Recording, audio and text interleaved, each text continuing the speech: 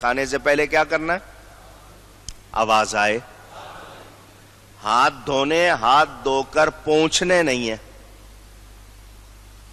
ہاتھ دھوئیں کھانے سے پہلے، اس کو تولیے سے کسی چیز سے صاف نہیں کرنا. کیوں کہ جب تم صاف کرو گے جس چیز سے، اس میں جو جراثیم ہے پھر ہاتھ میں آ جائیں گے. ہاتھ دھونے سے آپ کے، کیونکہ پانی جراثیم کو سے نکالتا ہے. اب آپ نے ہاتھ پہنچے، جس چیز سے ہاتھ پہنچے اس میں جو جراثیم ہوں گے، جرمز ہوں گے، وہ دوبارہ آپ کے ہاتھ میں آ جائیں گے. تو پھر آپ کو صفائی تو نہیں رہی. کھانے کے دوران چبانا، چباؤ اچھی طرح. والد صاحب کہا کرتے تھے دانتوں کا کام آنتوں سے نہیں لینا. دانت اگر غذا کو اچھی طرح نرم کر دیں گے تو آنتوں کو محنت نہیں کرنی پڑے گی، ورنہ آنتیں میں جا کے چونکہ کھانا پستا ہے، ان سے آپ محنت لے لیں گے، وہ بعد میں کمزور ہو جاتی ہیں، پھر بدہضمی ہوتی ہے، پھر کمزوریاں آتی ہیں.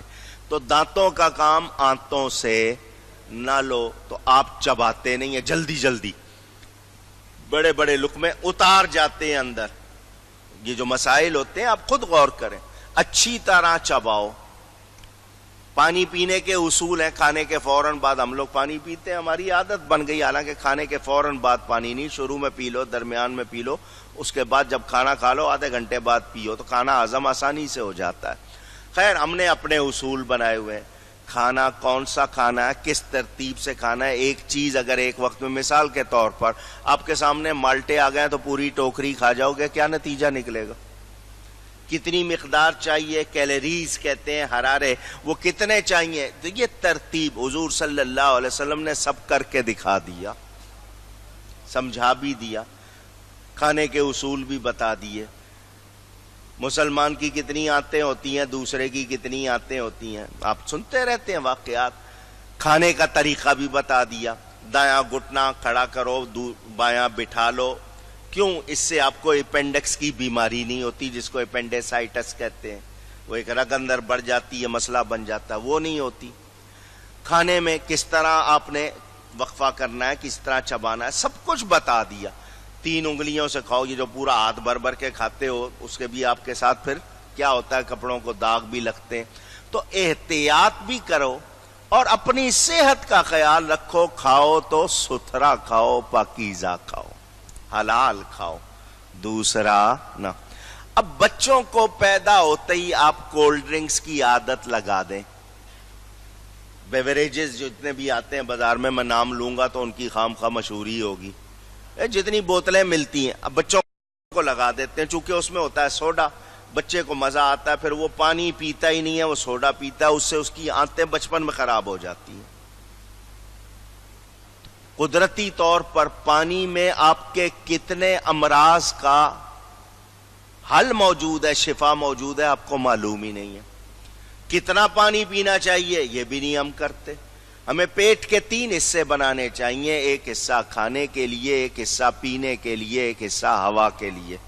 یا تو ہم ٹوٹل پانی ڈال دیتے ہیں، یا ٹوٹل کھانا ڈال دیتے ہیں، یا ٹوٹل ہوا ڈال دیتے ہیں. اعتدال نہیں کرتے تو بیمار پڑتے ہیں. تو ہم اگر احتیاط، دیکھو نا قرآن کیا نہیں بتا رہا. آپ کی سائنس آج جو کہہ رہی ہے قرآن 1400 سال پہلے بتا گیا. ہم غور کریں کون سی بات ہے جو ہمیں نہیں بتائی گئی. گرم ٹھنڈا اس کا ہم خیال نہیں. ادھر چائے پی ادھر پانی پی لیا تو دانتوں پہ پر کیا اثر پڑے گا؟ کیونکہ گرم کھا کے آپ ٹھنڈا کھا لیں گے، وہ تو کھا لیں گے، آنتوں پر اور دانتوں پر جو اثر پڑتا ہے وہ جوانی میں نہیں پتا چلتا. کیونکہ یہ سائنس کا بھی ماننا ہے، جسم نہیں بھولتا. آپ کو چوٹ لگی ہے، آپ بھول گئے، جسم کو یاد رہے گی، وہ اپنا کام دکھائے گی اپنے وقت پہ. اسی طرح آپ جو سلوک کر رہے ہیں، جو اندر جا رہا ہے، وہ آپ کو نظر نہیں آ رہا مگر وہ اپنا کام دکھاتا ہے. تو جو احتیاط کریں، بولو فائدے میں رہیں گے یا نہیں رہیں گے. یہ روزے کس لیے ہیں، یہ وقت کس لیے ہیں. اچھا پھر نمازوں کی ترتیب دیکھ لیں تو پوری ایکسرسائز بھی ہو جاتی ہے آپ کی. آپ کے لیے کتنی سہولت رکھی گئی ہے. تو انسان اگر غور کرے تو قرآن اس کے لیے بہتری. اب میں 1-2 باتیں کڑوی کرنے لگاؤں، سنیں گے. حرام لقمہ کھائیں گے. آج کل ایک جملہ انگلش میں بہت زیادہ، ڈپریشن مجھے میں ڈپریس ہوں، بہت ڈپریشن ہو رہا ہے. ڈپریشن کا مطلب مایوسی، بیزاری، کوئی چیز اچھی نہیں لگ رہی، نہ بات کرنا اچھا لگ رہا ہے، نہ ملنا اچھا لگ رہا ہے، نہ بیٹھنا، نہ لیٹنا، نہ کچھ. ڈپریس ہوں. یہ ڈپریشن کیوں آتا ہے؟ حرام لقمے سے آتا ہے، غلط بولنے سے آتا ہے. منہ سے غلط لفظ نکالنے والے، گالیوں کی عادت ہے، جھوٹ بولنے کی عادت، غیبت، یہ ڈپریشن لاتا ہے. پھر اسی طرح لقمہ حرام وہ آپ کو اچھا موڈ رہنے دیتا نہیں. حلال لقمے سے عقل و حکمت پیدا ہوتی ہے، اور یہ جو آپ پر کیفیات، مثلا اللہ کا ذکر سن رہے ہیں، کلام سن رہے ہیں تو مزہ آ رہا ہے، یہ حلال غذا کی برکت ہے. جس کے اندر حلال غذا نہیں ہے وہ ویسے ہی بس واہ واہ تو کرے گا، اندر کوئی اثر نہیں ہوتا ہے. گندم بوئیں تو جو پیدا ہو جائے گا. پوچھ رہا ہوں، گھوڑی کو کبھی گدھا پیدا کرتے ہوئے دیکھا ہے؟ پوچھ رہا ہوں. تو اسی طرح غلط غذائیں کھا کر، غلط لقمے کھا کر آپ چاہیں آپ کے منہ سے پھول جھڑیں تو ہوگا؟ پوچھ رہا ہوں. عقل و حکمت کی باتیں کریں، ہوگا نہیں. تو لقمہ بیج ہے، اس کا پھل غور و فکر ہے. اور کوئی چاہتا ہے کہ مجھے میری باتوں میں اثر ہو، میری آواز میں اثر ہو، میری شخصیت میں اثر ہو، تو وہ پاکیزگی اور ستھرائی سیکھ لے. خود کو بھی صاف رکھے، غذا کو بھی پاک صاف رکھے، اس کے اندر یہ اثر آ جائے گا. اب غریب ہیں، 50 جوڑ لگے ہوئے ہیں کپڑے کو مگر صاف ہوں، دیکھیے کیسا اثر. تو یہ لقمہ جو کھاتے ہیں وہ ایسے جیسے دریا، اور دریا سے نکلتے ہیں موتی. تو موتی کب نکلیں گے؟ جب دریا میں گند نہیں ہوگا، صفائی ہوگی. تو اگر آپ کامیابی، اچھائی، نیکی، عمدگی چاہتے ہیں تو پھر خود کو بھی عمدہ رکھیں، غذا کو بھی. حلال کھائیں گے تو اثر آئے گا، حرام کھائیں گے تو اسی طرح کا اثر آئے گا، اچھا اثر نہیں آئے گا. اب ہم یہ بھی سنیں، وہ جو کچھ لوگ، یہ میں بات بہت ذمہ داری سے کہہ رہا ہوں، توجہ سے سنیں. کچھ لوگ اپنے آپ کو صوفی کہلانا چاہتے ہیں، پیر کہلانا چاہتے ہیں، فقیر کہلانا چاہتے ہیں، اور وہ کہتے ہیں جی مولویوں کی شریعت اور ہے، فقیر کی طریقت اور ہے. وہ اعمال ظاہرہ جو عبادتیں ہیں ان سے بھاگتے ہیں، نماز روزے سے. وہ کہتے ہیں جی ہم نے اندر کام کیا ہوا ہے. تو یہ لوگ جو اس طرح کی باتیں کرتے ہیں، ان کی غذائیں دیکھنا، ان کی حرکتیں دیکھنا. جب وہاں ایمان نہیں ہے تو اندر ایمان کہاں سے ہوگا؟ سمجھ آ رہی ہے بات؟ جب تمہاری غذا کا یہ حال ہے، حرکتوں کا یہ حال ہے، تو تمہارے اندر نور اونچی نہیں ہو سکتا. نور کے لیے ضروری ہے کہ تمہارے اندر حلال، طیب کے معنی پاکیزہ، ستھری چیزیں ہوں، اور ان کا حاصل کرنے کا طریقہ بھی درست. اب یہاں اگلا مسئلہ جو کڑوا ہے وہ بھی سن لو. دعا کیوں نہیں قبول ہوتی؟ جس منہ سے دعا کر رہے اس منہ کا حال کیا رکھا ہوا ہے؟ اس کو تو آپ نے گٹر بنایا ہوا ہے. تو بولو پھر وہاں سے خوشبو آئے گی؟ پوچھ رہا ہوں. مشتبہ جس میں شک شبہ ہے، ایسا لقمہ کھاؤ گے، غلط لفظ بولو گے تو پھر دعائیں کدھر سے قبول ہوں گی؟ اگر چاہتے ہو دعائیں قبول ہوں تو اپنی غذا پاک رکھو، اپنی کمائی پاک رکھو، یہ ضروری ہے.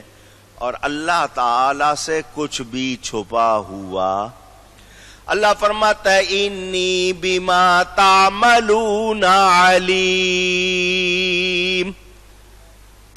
میں تمہارے کاموں کو جانتا ہوں. کس کی کیا نیت ہے، کون کیا کر رہا ہے، اللہ سے کچھ بھی چھپا ہوا اونچی نہیں۔ یہ دو باتیں تھیں، ابھی ان میں پھیلاؤں اور کتنا سلسلہ ہو جائے گا۔ امام راغب فرماتے ہیں الطیب، پاکیزہ چیز وہ ہے جس سے آپ کے حواس بھی اور نفس بھی لذت پائے، اور طعام طیب پاکیزہ کھانا شرع میں جائز اور حلال کھانے کو کہا جاتا ہے، اور اس کا حاصل ہونا بھی جائز ہو، غلط طریقے سے حاصل نہ کیا ہو، جلدی ملے دیر سے ملے آپ پر اچھا اثر ڈالے گا۔ اگر حرام کی ملاوٹ ہو گئی، جتنی جلدی مل جائے، جتنا زیادہ مل جائے، بدعزمی کا موجب بنے گا اور پھر عذاب الگ ہوگا۔ یاد رکھنا، غلط لقمہ اندر چلا جائے کتنا نقصان کرتا ہے آپ کو اندازہ نہیں ہے۔ گمراہی آتی ہے، سیاہی آتی ہے، بربادی آتی ہے، اور پھر اس کا انجام بھی اچھا نہیں ہوتا۔ بارش کا پانی کبھی آپ نے دیکھا؟ پوچھ رہا ہوں، قطرے کو ہاتھ میں لو، دیکھو کیسا ستھرا ہوتا ہے۔ آپ اس کو کسی غلط چیز پہ گرا دیں، اس کے ساتھ مل کے وہ جیسا بھی ہو جائے، لیکن آیا صاف ہے یا نہیں ہے؟ انسان تجھے بھی صاف ستھرا بھیجا گیا تھا، تو گند اپنے اندر نہ ڈال۔ تو کہاں سے آیا ہے یہ بھی یاد رکھ۔ تجھ میں عزت والی روح پھونکی گئی ہے تو تیری غذائیں حلال ہونی چاہیے، پاکیزہ ہونی چاہیے۔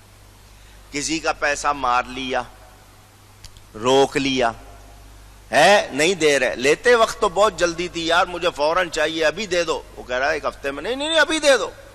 اب آپ کے پاس کام پورا ہو گیا، واپس نہیں کر رہے، نہیں ابھی نہیں دوں گا، مہینے بعد دوں گا، سال بعد۔ تو یہ جو آپ روکتے ہیں اور اس سے کھا رہے ہیں، وہ بھی آپ کے لیے درست اونچی۔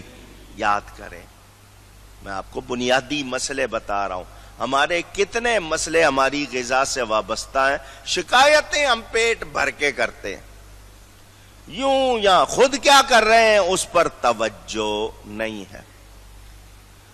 حضرت عیسیٰ علیہ السلام اور ان سے پہلے تمام نبی، میرے نبی پاک کا ذکر تو آپ سنتے رہتے ہیں، تمام انبیاء کرام علیہم الصلاۃ والسلام سب کے سب محنت بھی کرتے تھے، تجارت بھی کی، کھیتی باڑی بھی کی، کام بھی کیے، حلال کھایا اور دنیا کو دکھایا، کم کھایا مگر ستھرا کھایا، پاکیزہ کھایا۔ آج بہت کھا رہے اور پاکیزہ نہیں ہے تو کوئی فائدہ ہوگا؟ اونچی۔ اسی طرح کھانے میں جو چیز ہمارے لیے جسمانی طور پر نقصان دہ ہے اس سے بھی بچیں، اور جو ایمانی طور پر نقصان والی ہے اس سے بھی بچیں۔ حرام چیز سے علاج کے حوالے سے بھی وہ آپ کو بتا دیا۔ شداد، ایک کہانی لکھی ہوئی ہے کتابوں میں، شداد کی بہن نے، جو اس کے زمانے میں رسول تھے، اپنے زمانے کے ان رسول کو اس نے سخت گرمی میں، بہت موسم گرم تھا، بکری کا دودھ بھیج دیا۔ وہ جن کو بھیجا تھا وہ روزے دار تھے، ان کو دودھ کی ضرورت بھی تھی، مگر انہوں نے قبول نہیں کیا۔ اس نے بہت اصرار کیا، میں ہدیہ لائی ہوں، قبول کر لیں۔ فرمایا کہاں سے لیا؟ کہاں سے لائی ہو؟ اس نے کہا جی میرے اپنے گھر کی بکری کا ہے۔ وہ نبی تب بھی نہیں مانا۔ اس نے پھر کہا میں نے بتایا میرے گھر کی بکری کا، آپ کیوں نہیں لیتے؟ فرمایا بکری کہاں سے آئی؟ اس نے کہا جی میں نے خود خریدی ہے پیسے دے کر۔ آپ نے اس سے جیرا کی، پوری تسلی۔ آج آپ کسی سے پوچھ لیں تو آگے سے کیا جواب ملے گا؟ ارے کھانا ہے کھاؤ، نہیں تو جاؤ، یہی ملے گا نا جواب۔ ایک تو دے رہے ہیں اوپر سے جناب، اب کسی سے پوچھ لیں جی حلال ہے، شروع ہو جائے گا۔ حضرت نے پوری تسلی کی، تب جا کے آپ نے قبول کیا۔ اس نے کہا یہ اتنے سارے سوال اتنے سے دودھ کے لیے؟ تو دودھ تو خراب نہیں تھا، اگر میرا کوئی ذریعہ غلط ہوتا تب بھی دودھ تو حلال تھا۔ فرمایا ہم اللہ کے رسول ہیں، ہمیں جس درجے احتیاط کی ضرورت ہے، ہم کوئی بھی ایک قطرہ ایک لقمہ حلق سے غلط نیچے نہیں اتار سکتے۔ کتنی احتیاط! ایسے ہی نہیں برکت آتی ہے، محنت کرنی پڑتی ہے۔ میرے دوستوں اور بزرگوں، آج کے زمانے میں اب مسئلہ آ گیا، ہمارے پاس تحفہ لے آئے کوئی۔ امام غزالی رحمت اللہ علیہ فرماتے ہیں جس شخص کا ظاہری حال اچھا ہو تو ہم پر لازم نہیں ہے کہ کہیں اس کی نماز روزہ قبول نہیں، اور ایسے شخص کو کہیں ہدیہ نہ لے کے آؤ ہمارے پاس، اس کے ساتھ بحث مباحثے کی ضرورت نہیں ہے۔ اگر ہم اس کی اصلاح کر سکتے ہیں، بھلائی کر سکتے ہیں تو اس کو ضرور تلقین کریں، مگر آج کے دور میں ہم وہ ان جیسا تقوی لا سکتے نہیں۔ اب یہاں پھر ایک مسئلہ کر دوں، عام لوگوں کا تقوی اور خاص لوگوں کا تقوی برابر نہیں ہے۔ عام لوگوں کا تقوی یہ ہے کہ جس سے منع کیا گیا ہے اس سے بچو۔ عام لوگوں کا تقوی کیا ہے؟ ایک بار پھر دوہرا لیں، جس سے منع کیا گیا ہے اس سے بچو۔ خاص لوگوں کا تقوی جس میں شبہ ہے اس سے بھی بچو۔ اور جو خاص الخاص جن کو اخص کہتے ہیں ان کی بات ہی اور ہے۔ غوث پاک کے والد کا واقعہ سنا ہوا ہے نا، سیب بہتا ہوا، وہ ان لوگوں کی شان ہے، ہم سے ایسا ہو سکتا نہیں۔ آپ کو ایک لقمہ غلط مل جائے، آپ کی کتنی محنت برباد کر دیتا ہے آپ کو اندازہ نہیں۔ دل پہ زنگ الگ چڑھتا ہے، مزاج الگ بگڑتا ہے، بہت سے نقصانات ہوتے ہیں۔ اور جس پانی میں بدبو آ جائے اس سے وضو کرنا جائز ہے؟ اونچی تو جب یہ وضو کا معاملہ صرف پانی میں بو آ گئی، پانی ہے اور بہت زیادہ ہے لیکن بو ہے، وضو نہیں ہو رہا، کیونکہ جو عبادت کرنی ہے وہ ستھری ہے، لیکن جو ذریعہ آیا وہ درست نہیں آیا۔ اب ایک پانی سے کتا پی لے، کتا اس میں ہو جائے، پھر اس پانی کے لیے آپ کے پاس کیا گنجائش ہوگی؟ استعمال کریں گے؟ صرف بدبو تھی تو وضو نہیں ہوا، کتا پڑ جائے گا تو پھر کسی قابل رہے گا؟ تو ہمارے اندر یہ کتے بھر گئے غلط لقموں کے، حرام کمائی کے، تو جب تک ان کو نکالیں گے نہیں صفائی ہوگی یا نہیں ہوگی؟ پوچھ رہا ہوں، ہوگی؟ کیسے ہوگی جب وہ اندر ہے؟ تو ان کو نکالنے کے لیے اللہ کا ذکر کرنا ہے، توبہ استغفار، اور آئندہ کے لیے یہ عزم کرنا ہے کہ لقمہ غلط منہ سے داخل نہ ہو۔ یہ بہت ضروری ہے۔ اچھا، اور کرنا کیا ہے؟ اچھے کام، کھانا ہے پاکیزہ، اور کام کون سے کرنے ہیں؟ اونچی۔ اب میں جھلکیاں دکھاتا ہوں، مسئلے سنائے نا آپ کو، اب میں جھلکیاں دکھاتا ہوں۔